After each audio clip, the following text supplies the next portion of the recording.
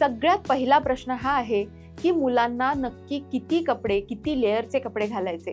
त्याचा अगदी सरळ सोपा उपाय आहे, ते म्हणजे हिवाळ्यामध्ये आपण जेवढे लेयरचे कपडे वापरतो त्याच्यापेक्षा फक्त एक लेयर जास्त आपण आपल्या मुलांना घालायचं आहे. परंतु कधीही जे वूलनचे कपडे असतात ते डायरेक्टली मुलांच्या स्किनच्या कॉन्टॅक्टमध्ये येईल असं अजिबात करू नका.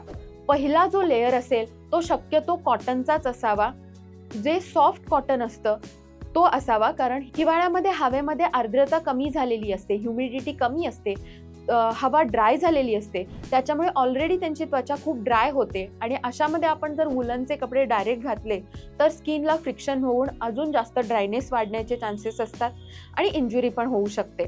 त्यामुळे पहिला लेयर हा नेहमी सॉफ्ट कॉटनचा असावा आणि त्याच्यावरती आपण वूलनचे कपडे घालू शकतो.